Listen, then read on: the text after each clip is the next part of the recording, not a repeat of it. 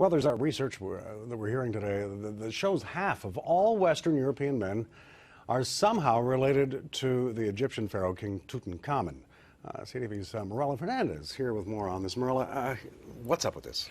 It's really interesting, actually. Yeah. So this is coming out of Switzerland, and the researchers there have found that not only do half of Western European men have this connection, genetic profile connection, but 70% of men in Britain, which is astounding. But they all have the same genetic profile or same ancestry as King Tut from Egypt way back when. Well, that's hard to believe. I mean, King Tutankhamun, I think, lived probably to be about 14. How did he get around with all that? He didn't get past his teenage years, and he only ruled for 10 years. But I guess it goes back even further than that. And here's what's really shocking about this.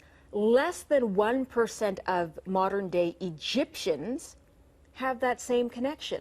So it kind of makes you wonder, well, if he's Egyptian, but the ancestry isn't Egyptian, how did it evolve? Which way did it move? And it looks like it didn't start in Egypt, but it evolved and went to Egypt and may have started in Europe, and that's why all the Europeans have this background. Isn't that interesting? So what's next in this kind of research? Well, here's another thing that is going to prove interesting. They're now looking for King Tut's closest relatives. So they got his DNA back in 2009 from the bones left by his mummy, which were found in 1922. That's a M-U-M-M-Y. Yes, not a M-O-M-M-Y.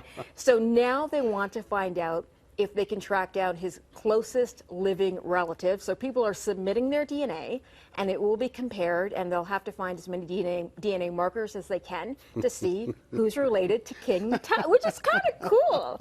I mean, to find out one day that you have some sort of royal heritage. Sure, isn't it enough to know that you're related somehow to Arnold Schwarzenegger with all the DNA testing? I guess that could be exciting for some people. Well, that's going to be an interesting study, and I guess they do talk about a 7 degree of separation between us all, and it's good to be connected with you this Tuesday. We'll look forward to seeing you again next hour, Marella. Thanks for Brett. this.